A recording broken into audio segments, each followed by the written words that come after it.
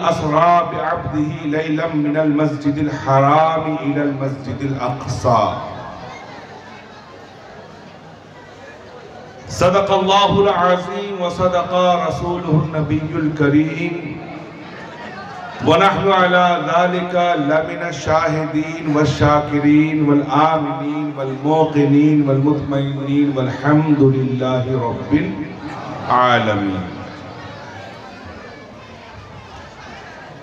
कुछ तुम बोलो कुछ हम बोले, कुछ तुम बोलो कुछ हम बोले, और बोलने का मजा आज की रात है। वाह वाह क्या बात है, वाह। মেরাজ শরীফের ঘটনা আপনারা শুনেছেন তো? শুনবেন একটু? শোনার ইচ্ছে আছে? কার কার নেই হাত তুলুন। আলহামদুলিল্লাহ, মানে পাবলিক বুঝে গেছে, চালাক হয়ে গিয়া হ্যায়। বাংলাদেশে বলে চালাক হয়ে গিয়ে, চালাক হয়েছে, বুঝেন না? কবি বলছে মেরাজ শরীফে যখন জিবরাইল আলাইহিস সালাম রাসূল পাকের সঙ্গে সফর করছেন, তো জিবরাইল আলাইহিস সালাম রাসূল পাককে জিজ্ঞাসা করছে, কি জিজ্ঞাসা করছে? মেরাজ को जिब्रील से कहने लगे शाहे उमम। रसूल पाक जिब्रील के जिज्ञासा करছে, मेराज को जिब्रील से कहने लगे शाहे उमम, तुमने तो देखा है जहां बतलाओ तो कैसे है हम। তুমি তো সমস্ত, এ জিব্রাইল তুমি তো সমস্ত ব্রহ্মাণ্ড দেখেছো, বলো তো আমি কেমন দেখতে,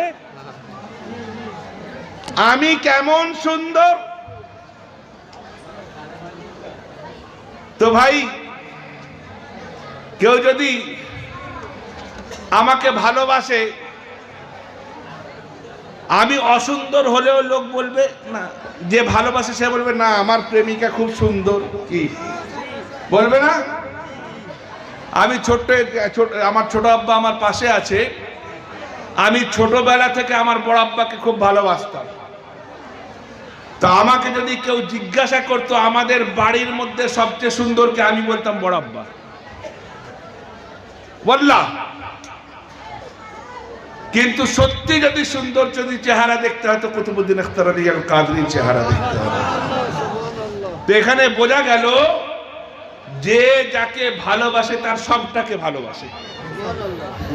তো ভাই, জিবরাইল তো সেই রকম ব্যক্তি নয় যে মন রাখার জন্য বলবে কি। তো জিবরাইল আলাইহিস সালামকে কি জিজ্ঞাসা করা হলো? मेराज को जिब्रील से कहने लगे शाहे उमम, तुमने तो देखा है जहां बतलाओ तो कैसे हैं हम। कहने लगे रूहुल अमीन, तेरी कसम है महजबी। রুহুল আমিন বলতে লাগলেন, জিবরাইল আলাইহিস সালাম বললেন আপনার কসম করে বলছি, আফাকহা বরদিদাম বহরে বতাবর জিদাম बेसियार खूबा दीदाम लेकिन तू चीजें दी गरी। सारा दुनिया घुरेছি, আসমান দেখেছি, জমিন দেখেছি, মালায়েকা দেখেছি, জিন্নাত দেখেছি, তাহতুস সারা দেখেছি, সমস্ত ভূমণ্ডল দেখেছি, খেচার দেখেছি, মানে নাবিচার দেখেছি, সব দেখেছি, কিন্তু ইয়া রাসূলুল্লাহ তুমি জিনিসটাই আলাদা। লব্বাইক ইয়া রাসূলুল্লাহ, তুমি জিনিসটাই আলাদা। আরে ভাই, আমার রাসূল কি জিনিস? আমার রাসূল যে কি জিনিস তার একটু ডেফিনেশন দিয়ে তারপরে আগাই। হযরতে আবু বকর সিদ্দিক রাদিয়াল্লাহু তাআলা আনহু, প্রথমে আবু জেহেল এসে রাসূল পাককে দেখে বলছে, এ মুহাম্মদ, আমি অনেক মানুষ দেখেছি, তোমার মতো খারাপ দেখতে কাউকে দেখিনি। আচ্ছা, কথাটা সত্য না মিথ্যে? মিথ্যে। রাসূল পাক কি খারাপ দেখতে? মাযাল্লাহ। কথাটা মিথ্যে, কিন্তু সে কিসে বলেছে? হিংসায় বলেছে। কিসে বলেছে? আরে কিসে বলেছে? আমাকেও অনেকে অনেক কিছু বলে ভাই, অনেকে অনেক কিছু বলে, আমি হাসি আনন্দ পাই। আমার আব্বা হুজুরের কাছ থেকে শেখা যে যদি কেউ তোমাকে গালাগালি করে তুমি হাসো, মুশকিল মানে সেই জিনিসটাকে এড়িয়ে যাও, আল্লাহ তোমাকে সওয়াব দেবে। জি, আমাকে অনেকে অনেক কিছু বলে, অনেকে বাঁশও বলে, কঞ্চিও বলে। বাঁশেরা তো বলেই, তার কঞ্চিরাও বলে। বুঝতে পেরেছে না? আমি মনে করি না, মনে করার দরকারও নেই, কারণ মনে করলে তাদের যেমন কাউকে যদি মানে খারাপেও মনে করা হয় তাও মনে করা হয়, কাউকে যদি ভালোতে মনে করা হয় তাও। তো আমি খারাপেও মনে করি না, ভালোতেও মনে করি না। তারা তো কিছুতে আমাকে মনে করে, কি তারা কিছুতে তো আমাকে মনে করে, খারাপই নাই মনে করুক, আলহামদুলিল্লাহ। তো ভাই আবু জেহেল কি বললো? এ রাসূল, এ মুহাম্মদ, তোমার মতো অসুন্দর আমি কাউকে দেখিনি, তোমার মতো কুৎসিত আমি কাউকে দেখিনি। রাসূলে পাক মুচকি হেসে বললেন, তুমি ঠিক বলছো। আবু জেহেল আগিয়ে গিয়েছে, কিছুক্ষণ পর আবু বকর সিদ্দিক রাদিয়াল্লাহু তাআলা আনহু এসেছেন। আসার পরে বলছে, ইয়া রাসূলুল্লাহ, ইয়া হাবিবাল্লাহ, আপনার মতো জগতে সুন্দর কোথাও দেখিনি। আমি সারা আরব দেশে ব্যবসা করেছি, কিন্তু আপনার মতো সুন্দর, ইউ আর মোস্ট বিউটিফুল। হ্যাঁ, মোস্ট বিউটিফুল। আর মোস্ট বিউটিফুলের আগে আর কিছু হয় না ভাই। হ্যাঁ, এখানে কেউ উচ্চ মাধ্যমিক টাধ্যমিক আছেন? হাত তোলেন তো দেখি। আছেন কি বাবা উচ্চ মাধ্যমিক?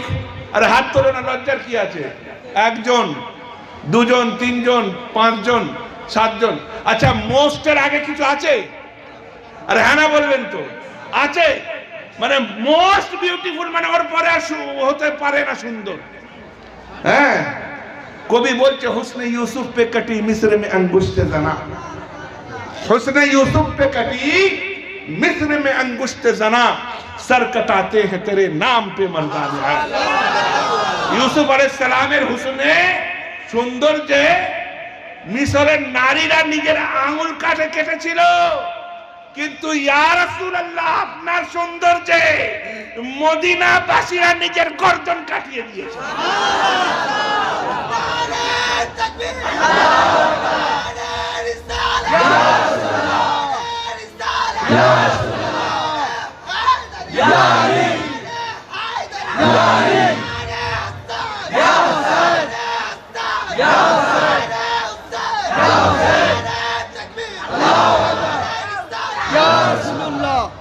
তো ভাই, যে সাপোজ আমার চেহারাটা একটু দেখবেন। আমার চেহারা সুন্দর হতে পারে, না হলে খারাপ হতে পারে। কি একই মানুষ সুন্দর, একই মানুষ খারাপ, চেহারা আলা হতে পারে। আরে হ্যাঁ না বলবেন তো? পারে না। হযরত আবু বকর সিদ্দিক যখন বললেন যে ইয়া রাসূলুল্লাহ, আপনার মতো সুন্দর কাউকে দেখিনি, তো বলল, রাসূলে পাক বললেন যে তুমি ঠিক বলেছো, তুমি you are right, you are perfectly right. একটা হচ্ছে ইউ আর রাইট, তার মধ্যে সন্দেহ থাকে, আর ইউ আর পারফেক্টলি রাইট, এর মধ্যে আর সন্দেহের অবকাশ। যেমন কোরআন বলছে যালিকাল কিতাবু লা রাইবা ফি, এর মধ্যে সন্দেহের অবকাশ নেই। সন্দেহ নেই না, অবকাশও নেই। তো ভাই, সাহাবায়ে কেরামরা কনফিউজড। একই মানে চেহারাকে একজন বলছে কুৎসিত, তিনি বলছেন ঠিক বলেছো। সেই চেহারাকে একজন বলছে সুন্দর, তিনি বলছেন ঠিক বলছে। ইয়া রাসূলুল্লাহ, হাউ ইজ ইট পসিবল? এটা কি করে সম্ভব? এর সম্ভাবনা হতে পারে কি করে? তো রসুলে পাক বললেন, আয়না দেখেছো? আয়না কি? আয়না দেখেছো? আয়নার একটা গল্প বলবো, বলি, তারপরে আগাই। একটা গ্রামে কেউ কখনো দেখেনি আয়না, কেউ কোনোদিন আয়না দেখেনি। সেই গ্রামেরই একজন শহরে গিয়েছে, যাওয়ার পরে ফুটপাতে দেখছে আয়না বিক্রি হচ্ছে।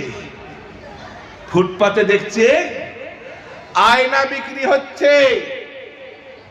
তো ভাই, যখন আয়না বিক্রি হচ্ছে তো সেই লোকটা দেখছে যে তাতে তো একটা চেহারা দেখা যাচ্ছে। তো দোকানদারকে জিজ্ঞাসা করছে, ভাই এটা কার চেহারা? তো বলছে, ভাই এটা তোমার চেহারা। এই জিনিসটা এমন যে এই জিনিসটাতে নিজের চেহারা দেখা যায়। কি দেখা যায়? নিজের ছবি দেখা যায়। এবার গ্রামে তো কাউরের কাছে নেই, সে করেছে কি, এসে ঘরের আলমারির মধ্যে লুকিয়ে রেখে দিয়েছে। কি করেছে? লুকিয়ে রেখে দিয়েছে। প্রত্যেক দিন যখন কাজে যায় একবার করে দেখে, আবার লুকিয়ে রেখে দেয়। যখন রেখে দেয়, মেয়েদের সন্দেহ বিরাট।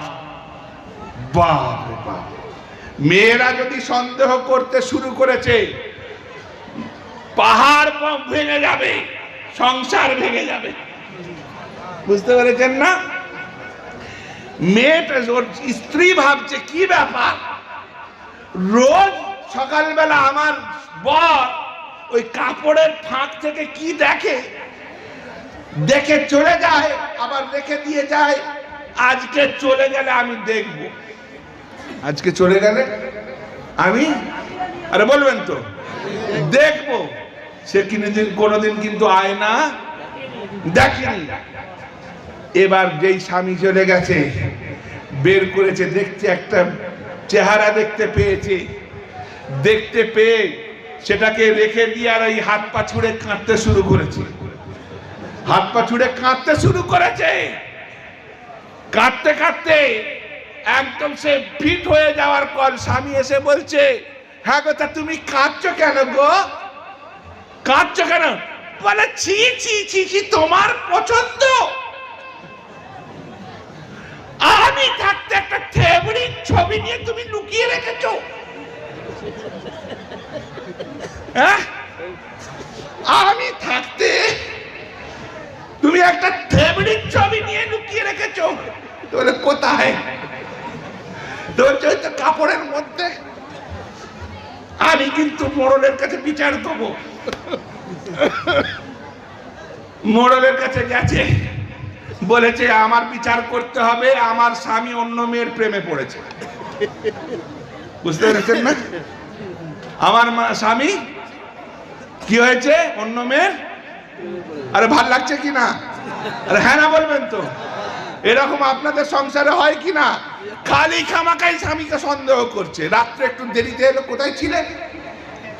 হ্যাঁ, রোজ তো রাত্রে তাড়াতাড়ি, আজকে কোথায় ছিলে? জিজ্ঞাসা করবে না যে হ্যাঁ গো কি অসুবিধা হয়েছিল, না, কোথায় ছিল? লে বাবা, এবার উত্তর দাও। হ্যাঁ হ্যাঁ, এবার বিচার দেবে। তো কি বিচার হবে? তো বলছে, আমার স্বামী একটা ছবি লুকিয়ে রেখেছে, রোজ দেখে সকালবেলা। তো বলছে, মোড়ল বলছে, তাহলে আমাকে দেখাবো? না না, আপনাকে দেখাবো না, আগে মোড়লনিকে দেখাবো। যদি মোড়লনি আপনাকে বলে তখন বিচার করবেন।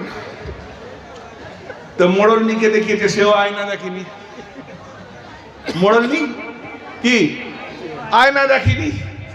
মোড়লনি বলছে, ছি ছি ছি ছি, তুই পুরীর প্রেমে পড়লি?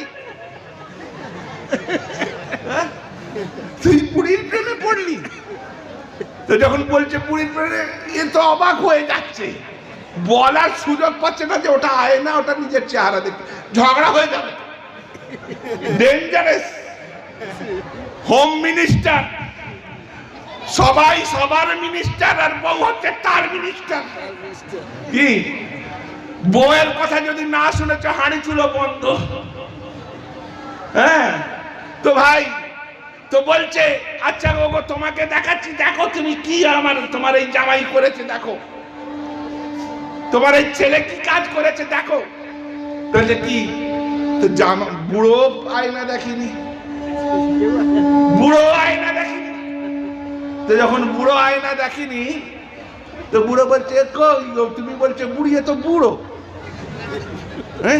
হ্যাঁ রে, তুই বুড়োর প্রেমে পড়ে তোমরা চুপ করে দেন দেখি বাবা। কেন গো? আরে বাবা ভালো করে দেখো, ওটা তোমার চেহারা দেখা যাচ্ছে। মানে তারপর নিজের চেহারার সঙ্গে মিলিয়ে যখন এরম করে ধরেছে, দুটো তিনটে চেহারা যখন পাশাপাশি এসেছে তখন বুঝতে পারছে যে না, দোষ আয়নার নেই, দোষ দেখার আছে। হ্যাঁ আচ্ছা আচ্ছা, নারে তাকবীর, নারে রিসালাত। হ্যাঁ চেয়ার দাও। জি জি আসেন। না না জি আপনি এখানে বসেন, না না আপনি এখানে বসেন, না না আপনি এখানে বসেন।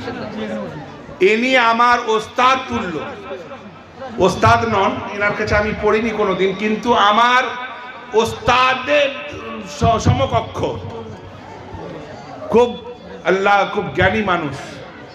হ্যাঁ জি বসেন, এটা আমার ছোট আব্বা। আচ্ছা, তো তাহলে আয়নার দোষ নেই, দেখার দোষ। তো রসুলে পাককে আবু জেহেল দেখেছিল, সেই দেখার দোষে রসুলে পাককে কুৎসিত দেখেছিল। আবু বকর সিদ্দিক রসুলে পাককে দেখেছিল, মুহাব্বতের নজরে দেখেছিল, সেই জন্য সুন্দর দেখেছিল, সুন্দর দেখেছিল। বেরাদারানে মিল্লাতে ইসলামিয়া, কি বলবো ভাই, রসুলে পাক সাল্লাল্লাহু তাআলা আলাইহি ওয়াসাল্লামের চেহারা মুবারক তো অনেক দূর, অনেক সুন্দর, তার তুলনা হয় না। তানার দন্দান মুবারক থেকে আলোক রশ্মি বেরোতো, আর সেই রশ্মি দিয়ে, আলোক রশ্মি দিয়ে সূর্য খুঁজে পাওয়া যেত। জি তাই না? গুমশুদা মিলি সুই উনকে মুস্কুরানে সে। তো ভাই আমার রসুলে পাক, অনেকে বলে যে 40 বছর বয়সে নবুয়ত পেয়েছে, আরে তারা কানা, সেই জন্য তাদের ভাগ্যে জুটেছে পুকুরের পচা পানা। আমার রসুল 40 বছর নয়, যখন দুনিয়া সৃষ্টি হয়নি, কায়নাত সৃষ্টি হয়নি, দুনিয়া আল্লাহর ওয়াহদানিয়তকে প্রকাশ করেনি, তখনও তিনি আল্লাহর রসুল ছিলেন। সুবহানাল্লাহ, সুবহানাল্লাহ। হ্যাঁ, একটা কিতাব এর আগেও বলেছি, किताबेर नाम होच्छे अहसनुल मवाइज, वहाबियों की किताब है, देवबंद से छपी हुई।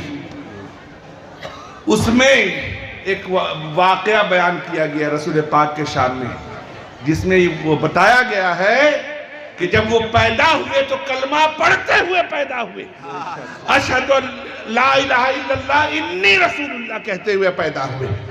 हाँ, तो भाई वहाबीरा निजेराई निजेरा की बोले, अल्लामा अरशदुल कादरी আমার উস্তাদুল মুহতারাম, আমি বুখারী শরীফ ওনার কাছে পড়েছি, तो उन्हीं बोलते हैं वहाबी बोलते हैं मगर समझते नहीं। जी, वहाबी बोलते हैं मगर समझते नहीं।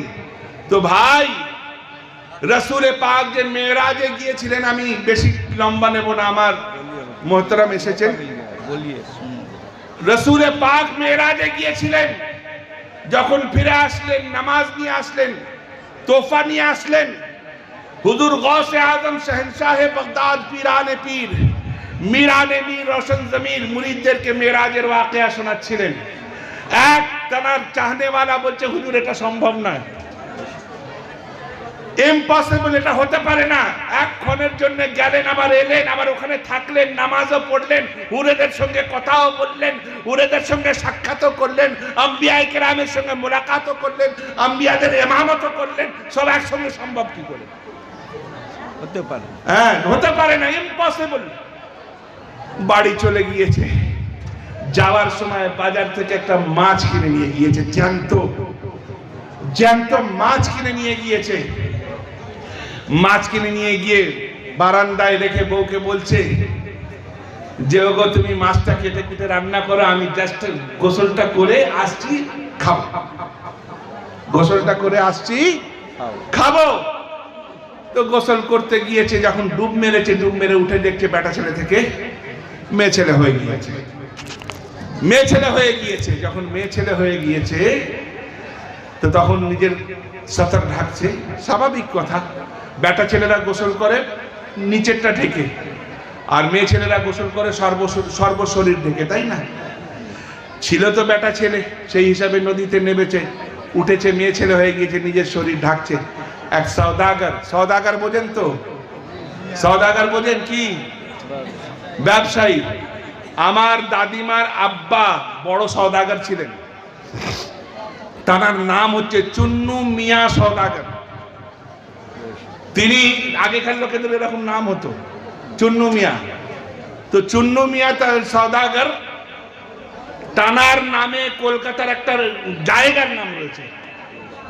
তো ভাই, সেই সওদাগর দেখছে রাস্তা দিয়ে যাচ্ছে, তো যেতে যেতে দেখছে যে একজন নারী নিজের অঙ্গকে ঢেকে দাঁড়িয়ে রয়েছে। সে কিছু বলতে পারছে না, জিজ্ঞাসা করছে তুমি কোত্থেকে, কে তুমি? তো যদি বলে যে আমি বেটা ছেলে, ও তো হবে না, লোক তো মানবে না। লোক মানবে? শারীরিক অঙ্গ যদি মহিলাদের হয় আর মুখ থেকে যদি বলে আমি বেটা ছেলে, মানবে কেউ? হ্যাঁ, আমার দাড়ি আছে, মাথায় টুপি আছে, জুব্বা পরে আছি, আমি যদি বলি আমি মেয়ে ছেলে, মানবে কেউ? হ্যাঁ, কেউ মানবে না। ঠিক ওইভাবে মানছে না, উনি বলতেও পারছে না যে আমি বেটা ছেলে ছিলাম, মেয়ে ছেলে হয়ে গিয়েছি। তো বলছে আমি কোন এক জায়গার নাম বলেছে, সেখানকার আমি মানে মহিলা, আমি এখানে আমাকে নিয়ে এসেছিল, আমাকে ছেড়ে দিয়ে চলে গিয়েছে, আমি অসহায় হয়ে গিয়েছি। নানান রকম দুঃখের কথা যখন শুনিয়েছে, সওদাগর নিজের বাড়িতে নিয়ে গিয়েছে। নিয়ে গিয়ে তাকে রেখেছে। কিছুদিন পর তার প্রেমে পড়ে গিয়েছে সওদাগর। প্রেমে পড়ে তার সঙ্গে বিবাহ হয়ে গিয়েছে। বিবাহ হয়ে বাচ্চা কাচ্চা হয়ে গিয়েছে, বাচ্চা বড় হয়ে গিয়েছে। বাচ্চা যখন বড় হয়ে গিয়েছে তো বাচ্চারা, উনি বাচ্চাদের জন্য রান্না বান্না রেডি করে দিয়ে বলছে তা তোমরা থাকো, তাহলে আমি একটু গোসল করে আসি। তোমরা থাকো। আচ্ছা, বাচ্চা হতে কদিন সময় লাগে? একদিন? কদিন? হ্যাঁ, 10 মাস 10 দিন।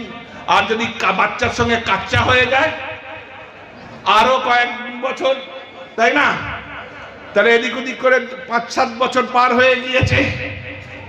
এবার সেই বাচ্চারা যখন খেতে চাইছে, তাহলে নিশ্চয়ই ছোট বাচ্চা না, বড় বাচ্চা। তো বলছে ঠিক আছে, রান্না বান্না করে দিয়েছে, আমি গোসলটা করে আসি। সে তো বুঝতেই পারছে আমি আর কিছু করার নেই, আমি তো যা হবার হয়ে গিয়েছে। ডুব মেরেছে, উঠে দেখে আবার সেই ছেলে হয়ে গেছে। দেখছে মেয়েদের পোশাক পরে রয়েছে, তড়িঘড়ি খুলে এবার বাড়ির দিকে এসেছে। এসে দেখছে মাছ তখনও তিরিক তিরিক করে লাফাচ্ছে। মাছ তখনও তিরিক তিরিক করে লাফাচ্ছে। তো যখন তিরিক তিরিক করে লাফাচ্ছে, তো এবার স্বামীর স্বামিত্ব দেখাচ্ছে। হ্যাঁ, এখনো তুমি মাছ রান্না করেনি? কখন গেছিলাম আমি? ও ভাবছে আমি তো কয়েক বছর ছিলাম না, এখনো মাছ রান্না হলো না। তো তখন স্ত্রী বলছে এই দেখো, তুমি তো এক্ষুনি মাছটা রেখে গেলে, দেখো এখনো মাছ জানতো আছে। ও তখন বুঝতে পেরেছে এটা আমার কিছু নয়, এটা গৌসে পাকের কারামত। গৌসে পাকের কারামত। সঙ্গে সঙ্গে গৌস পাকের মানে দরবারের দিকে আসতে লেগেছে। গৌসে পাক বলছে একজন ভটকা হুয়া ছিল, সঠিক দিকে চলে আসছে, তোমরা রাস্তা দিয়ে দাও। এসে গৌসে পাকের কদমে বলছে ইয়া পীর আব্দুল কাদের জিলানী, মেরাজের ঘটনা সত্য। তোমরা কি করে বুঝলে? তো বলছে হুজুর আমার এই ভেদটাকে গোপন রেখে দিন, কারোর কাছে প্রকাশ করার দরকার নেই। তো ভাই, निगाहे वली में वो तासीर देखी, बदलती हजारों की तकदीर देखी। भाई আমাদের আল্লামা সাহেব, হ্যাঁ, ইনি মসজিদে গামামা, গামামা মানে হচ্ছে বৃষ্টি, তাই তো? জি, গামামা, হ্যাঁ বৃষ্টি। তো সেই বারিশ, সেই বৃষ্টির জন্য দোয়া করা হয়েছিল, বৃষ্টি অবতরণ হয়েছিল।